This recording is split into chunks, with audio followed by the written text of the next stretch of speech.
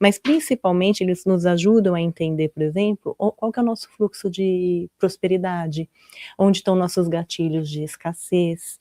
Essa separação até que a gente faz de eles estão lá, nós estamos aqui, ou eu não mereço esse contato, ou eu não vou conseguir esse contato, de uma certa forma ele reflete às vezes até no nosso ciclo de prosperidade, porque a gente está olhando escassez. Se a gente acha que a gente não pode ter, a gente só olha aquilo que a gente não tem. Quando a gente olha aquilo que a gente não tem, a gente se desconecta do equilíbrio do todo, do equilíbrio da criação. A gente tem que colocar um seguinte na nossa mente, é quase como se fosse um mantra: nada me falta, porque eu tenho uma unidade com o todo. Porque você é uma parte de Deus, então nada te falta, Deus está dentro de você. Tudo bem que quando a gente está aqui, a gente esquece e vai ali tropeçando até aprender e até co-criar, mas é tropeçando que a gente vai aprendendo, mas tem essa certeza, nada me falta, tudo vai chegar no tempo correto. E aí as coisas vão acontecendo. E é legal, né, porque justamente a gente escolheu aqui, né, eu tive esse insight, essa inspiração de colocar Filhos do Todo justamente para ter A unidade. esse aspecto de agregar, de trazer pessoas com múltiplas ideias e tudo mais. E nesse sentido, as pessoas, quando estudam um assunto multidimensional, provavelmente devem chegar até você com dúvidas sobre as caixas, né, dos seres. Qual é a conexão entre os seres, suas atividades, né? As pessoas se apegam muito também à aparência, por exemplo, de seres que são extraterrestres, seres que são angelicais, né? As pessoas têm uma idealização do que eles são, às vezes pelo cinema, ou então por obras literárias. Mas, já conversando contigo, com outras pessoas, eu noto que às vezes as coisas saem um pouquinho desse clichê que as pessoas estão acostumadas, né? Sai muito. Sabe que uma das maiores lições que eu recebi nesses meus contatos com multidimensionais veio de um reptiliano. Todo mundo morre de medo de reptiliano, fala: reptilianos são ruins, reptilianos são seres das sombras, e alguns são, realmente, alguns eles são mais sombrios, mas não todos. E eu não sabia disso. Quando eu comecei a ter contato, eu não sabia disso. Eu também, muito do que eu aprendi, o que eu consigo compartilhar hoje com vocês, também eles foram me ensinando. Eu também era uma pessoa um pouco mais rígida. O que eu aprendi? Que nem tudo que é bonito é ruim e nem tudo que é feio é bom, como aqui na Terra também, né? Nem todos aqueles que a gente considera belos são boas pessoas e nem todos aqueles que a gente não considera belos são más pessoas. Mas eu lembro que esse reptiliano foi muito forte, porque tem os reptilianos, por que eles ficaram com má fama? Quando essa raça foi estruturada, né, essa linhagem foi estruturada, eles foram estruturados também para sobreviver, para permanecer e para ajudar lugares que eram muito inóspitos a prosperarem, a evoluírem. Então você imagina que a essência deles é a resiliência, a resistência, até um pouquinho de ferocidade, como se a gente ele vibrasse mais o chakra básico de sobrevivência. Então, dentro desse patamar que eles foram criados, muitos se tornaram rígidos, violentos, manipuladores, agressivos, mas muitos não. Então teve uma quebra da linhagem realmente, uma parte foi realmente para a sombra, que são esses reptilianos negativados que a gente ouve falar, e uma grande parte deles trabalha na Federação Galáctica da Luz, trabalha com os seres da verdadeira luz, auxiliando principalmente em proteção, em defesa, em orientação. São seres que têm essa essência mais bruta, então eles são grandes guardiões.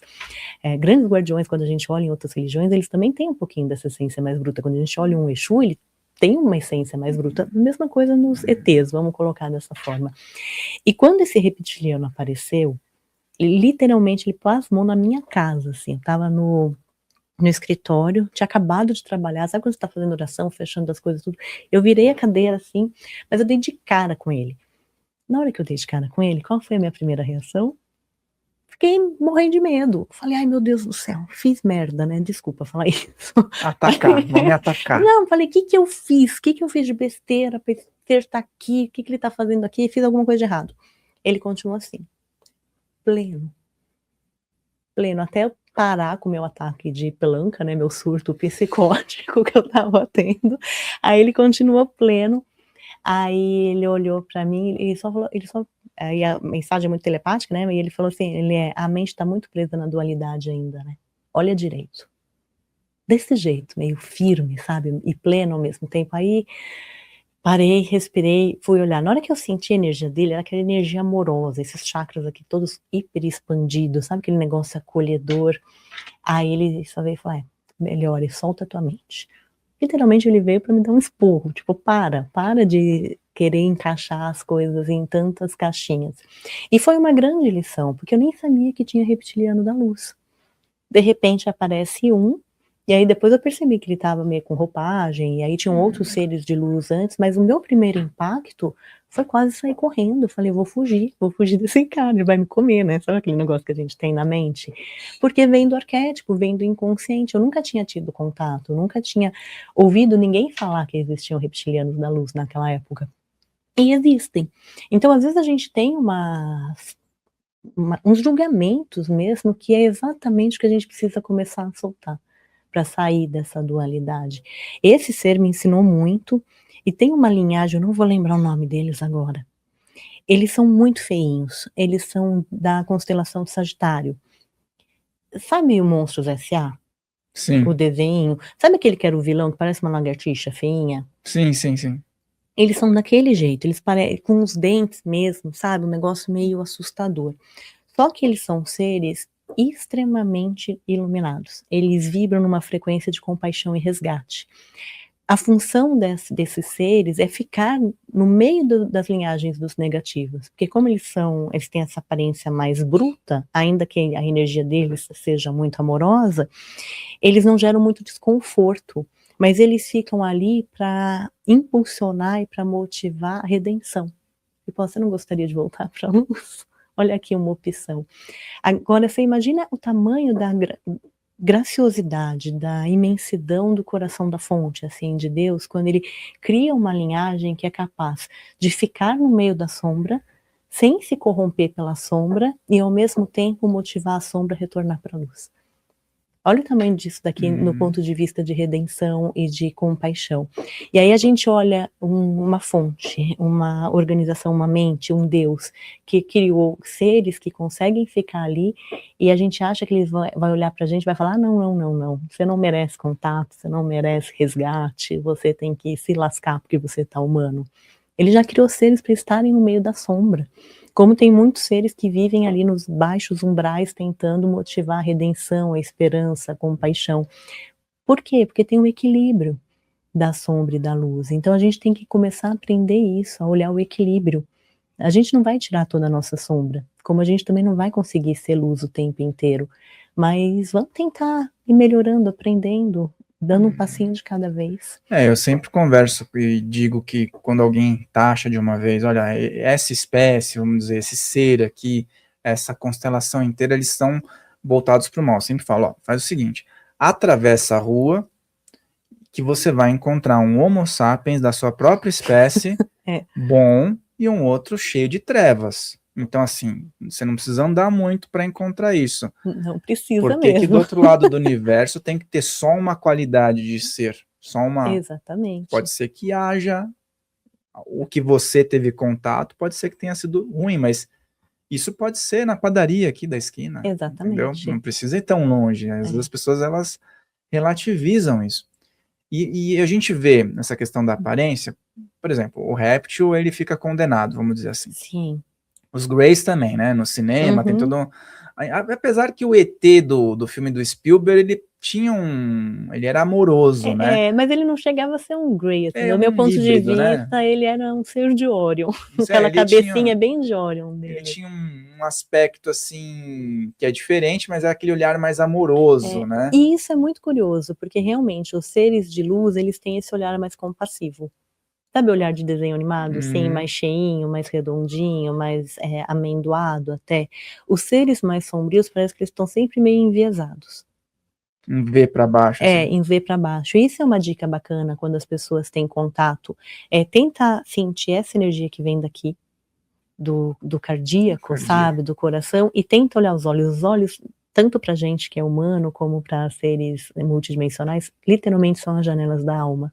Porque eles não conseguem, eles podem até se disfarçar às vezes de seres belos, mas eles não conseguem fingir essa energia de domínio, de manipulação, é como se você como que eu posso explicar? Quando você olha no olhar de um ser que é da luz, é como se ele te abraçasse em acolhimento, em aconchego, é como se você tivesse, sabe, recebendo um abraço amoroso de: "Nossa, que bom que você está aqui". Ele pode não falar nada, mas dá essa sensação de: "Que bom que você está aqui".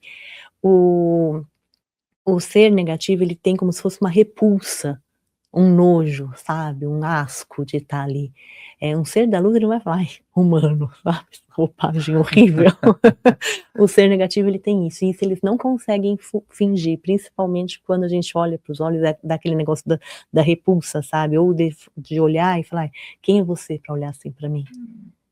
Um ser de luz nunca vai falar: "Ai, por que que você está me olhando assim?", ele vai falar: "Ô, meu amigo, tudo bem?", né, Ser agora compreensível, né? ele vai ser mais, ele tem mais compaixão, ele tem mais compreensão, mais empatia, a gente tá olhando porque tá, às vezes, encantado, né.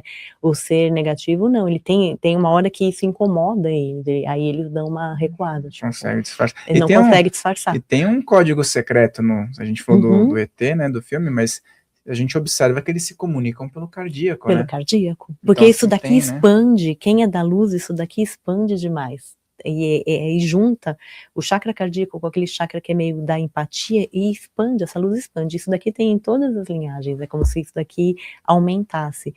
Ser de sombra não tem isso. A sensação que dá, como que eu posso explicar? Ser de luz é como se a energia saísse e te acolhesse. Ser de sombra é como se estivesse te pegando e te oprimindo, te levando para o calabouço, sabe, é como se estivesse te sugando, assim, tirando, como se fosse aquele dementador do Harry Uhum. Potter, é do Harry Potter? Não sei, que suga a alma, assim, Suga a sabe. alma. A sensação que dá é essa, que tá sugando energia. Ser de luz, ele não suga, ele preenche. É verdade. Então, só daqui a gente já consegue sentir um pouquinho da diferença. E é legal falar isso, né? Porque às vezes as pessoas assistem um filme, por exemplo, o ET, que é muito Uhum. característico, ou filmes assim, e não pegam esses sinais, né? Não Por pega. exemplo, o contato que ele tinha com a planta estava reagindo à saúde dele, o menino também, Sim, os laços que são criados entre todos os seres, né? sim. O Avatar mesmo, putz, filme muito É bacana muito também, bacana. a conexão com o todo, Com o com os planeta, com os elementos, né? elementos, com tudo. O organismo vivo, é uma Sim, lição, né? sim. E o ser humano chegava lá, o ser humano que era o, Nós éramos né, quase o fungo, né, o protozoário, né, nós é um vírus, né, foi o um, destruidor, foi o Mas você sabe o que é inverso. engraçado? Que nesses locais multidimensionais, realmente eles têm uma integração com os planetas que eles vivem, que é muito harmônica. Isso mostra bastante no Avatar, né, quase um respeito com a própria natureza, com os animais. Isso todos os locais que são de dimensões mais elevadas, no sentido de coeficiente de luz, possui também. Eles têm um olhar que é um pouco diferente do nosso, eles falam que a gente tem que se encontrar, olhar o nosso eu, para então olhar o todo, que é a nossa compatibilidade com o todo, para então se integrar também com aquilo que não é consciência tão física como a nossa, como os planetas, como a natureza, como as estrelas e companhia, que seriam os locais que a gente habita. Esses seres que já passaram por esse processo de evolução, eles fazem o caminho contrário, a prioridade deles é o planeta. É a sustentação daqueles lugares que eles habitam, depois o todo e depois o individual. A gente está fazendo o processo contrário, porque a gente ainda está no processo de experimentar, a gente não sabe nem ter a responsabilidade por nós mesmos. Quem dirá ainda pelo nosso irmão, pelo nosso colega, e quem dirá pelo nosso planeta. Então a gente está passando por essa fase de evolução, mas eu acho que a gente está no caminho.